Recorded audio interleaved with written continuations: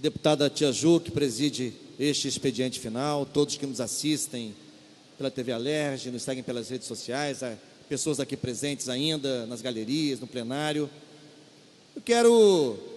saudar os trabalhadores desta casa nesse retorno, no segundo semestre legislativo de 2019, trabalhadores e trabalhadoras do Parlamento Fluminense. Deputada Tia Ju, eu quero, antes de desenvolver o tema que me parece importante e urgente, dialoguei em off com o deputado Rodrigo Amorim e faço aqui ao microfone o convite que fiz em off para ele, que é, dia que desejar,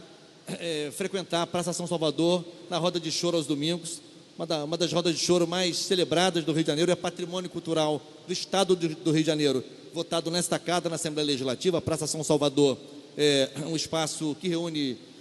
juventude ao longo da semana, reúne pessoas de diferentes faixas etárias no domingo, em torno da roda de choro, jovens que se encontram para namorar, para tomar cerveja, para ver jogos de futebol, enfim. E se a intenção é fazer uma blitz antidrogas, eu e o deputado Mink temos uma sugestão ao deputado Rodrigo Amorim, que é talvez fazer blitz nos aviões da FAB, que integram a comitiva presidencial de Jair Bolsonaro, porque certamente nesses aviões essas blitz poderão ter um resultado mais produtivo. Isso dito, eu queria fazer aqui uma intervenção, dialogando de maneira muito direta com meu colega servidor federal, Celso Barros, que é um especialista na área de sociologia, e dialogando com ele, dizer que realmente seria um verdadeiro estelionato eleitoral, se Jair Bolsonaro, eleito presidente da República, não tentasse destruir a democracia brasileira, como está tentando fazer. Seria um verdadeiro engodo se ele não fizesse isso que está fazendo, porque há vários indicadores prévios à sua eleição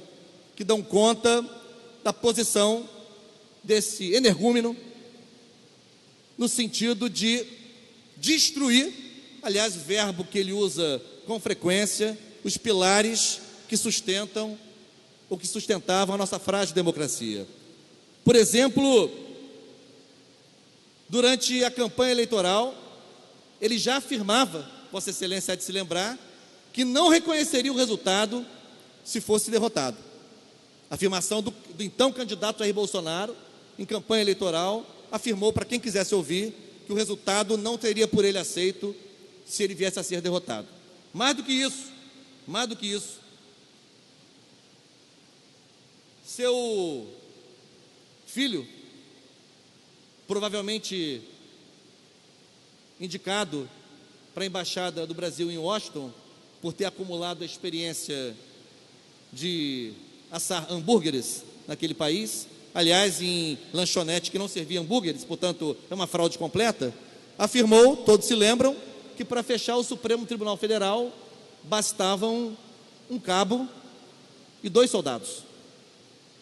Mais do que isso, veja os indicadores que não são poucos.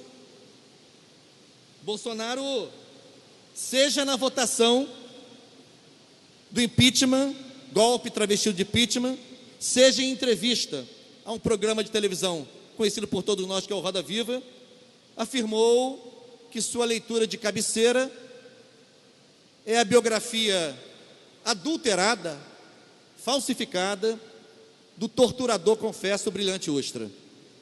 Mais ainda, mesmo liderando todas as pesquisas, já na última quinzena da campanha eleitoral de 2018, Bolsonaro deu mais uma demonstração de ódio e desapreço à democracia, quando afirmava que à esquerda só restaria a prisão ou o exílio se ele fosse eleito. E vamos mais longe. Uma deputada bolsonarista pretende revogar a PEC da Bengala para permitir que Bolsonaro indique, ainda na vigência de seu mandato, 3 ou 4 novos ministros do Supremo Tribunal Federal. Revogar a PEC da Bengala, portanto, aposentar compulsoriamente aqueles que já ultrapassaram os 70 anos, de modo que Bolsonaro possa recompor o STF com 3 ou 4 novas indicações. Aliás, como fez na Hungria o ditador, que é uma das referências de Bolsonaro, além de Trump e outros. Militares, recentemente, quero aqui até me solidarizar, porque eu não tive oportunidade durante o recesso, durante reunião anual da Sociedade Brasileira para o Progresso da Ciência, SBPC, militares invadiram uma palestra que acontecia. SBPC, todos aqui sabemos, é provavelmente a principal entidade científica brasileira, uma entidade setentona que reúne pesquisadores, cientistas de todas as áreas do conhecimento e faz uma reunião anual, que é um dos principais, se não o principal, congresso científico brasileiro. Pois bem, na reunião anual, no mês de julho deste ano, militares invadiram uma das palestras porque a mesa fazia críticas, análises críticas sobre a política ambiental do governo Bolsonaro. Mais ainda, sucessivos ataques a veículos de imprensa por parte do próprio presidente da República, e inclusive a jornalistas, né? A figura de jornalistas, a mais conhecida, a Miriam Leitão, ela mesma atuou de forma direta ou indireta com suas análises, engrossando o caldo do golpe, mas nem ela foi poupada das análises, dos ataques absolutamente inaceitáveis. E mesmo em relação a Miriam Leitão ou qualquer jornalista, nós temos toda a solidariedade em respeito à liberdade de imprensa e de expressão. Segue a sequência com o Brasil, do governo Bolsonaro, se alinhando nos fóruns internacionais a países que são violadores contumazes dos direitos humanos. É o alinhamento que o Brasil faz agora nos fóruns internacionais, como, por exemplo, seu alinhamento em pautas sobre esse tema com a Arábia Saudita. E, sem pretender aqui trazer à exaustão todos esses indicadores e esses fatos concretos que demonstram o propósito de Bolsonaro de destruir a ordem democrática no Brasil, como já está acontecendo, são esses dois fatos absolutamente arrasadores. Por um lado, a tentativa de seu governo, particularmente do despudorado ministro Sérgio Moro, um desqualificado, um pilantra à frente do Ministério da Justiça, tentando desqualificar revelações cada vez mais contundentes, cada vez mais evidentes, cada vez mais cristalinas da camarilha que se instalou em parte do sistema de justiça no Brasil, em algumas varas judiciais, em setores do Ministério Público Federal, de sorte que pudessem, de maneira criminosa, de maneira odiosa, constituir as bases do processo do golpe de Estado, da prisão de Lula e, consequentemente, da vitória de Jair Bolsonaro, que compensou o chefe desta camarilha com o Ministério da Justiça. As evidências estão cada vez mais contundentes. É difícil agora negar o que o conteúdo dessas interceptações revela. Tanto é assim que o ministro da Justiça editou recentemente uma portaria buscando criar as condições ou as bases para processos de deportação de estrangeiros que se configurassem como pessoas perigosas. Sabe-se lá o que é isso? O que é uma pessoa perigosa? Ele é perigoso, o ministro Sérgio Moro. Não satisfeito, Bolsonaro avança na sua ode nojenta e asquerosa ao atacar a memória de nossos mortos, desaparecidos, torturados, perseguidos, presos pela ditadura civil-militar de 64 a 85, particularmente atacando a família de Fernando Santa Cruz, patrono do Diretório Central dos Estudantes da minha universidade, da Universidade Federal Fluminense.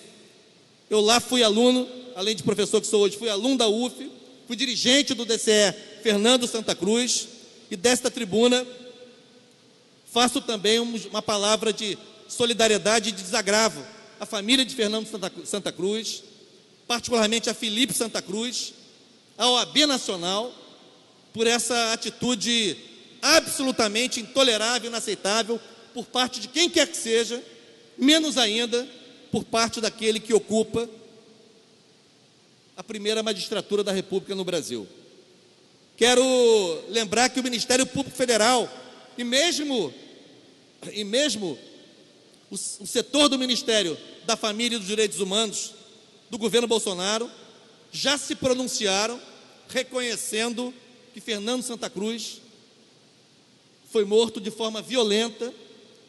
pelo Estado brasileiro durante a vigência da ditadura. Foi um terrorismo de Estado que condenou à morte não apenas Fernando Santa Cruz, como inúmeros homens e mulheres que lutavam por suas convicções, que lutavam pelo restabelecimento das liberdades democráticas do Brasil. Por isso, quero também citar aqui a declaração do grupo Tortura Nunca Mais, fazendo referência à professora Cecília Coimbra. Quero fazer referência a inúmeras manifestações que demonstraram que o Brasil não se calará diante dessa tentativa de avanço do fascismo, como não nos calamos aqui no Rio de Janeiro, nesta semana, quando éramos milhares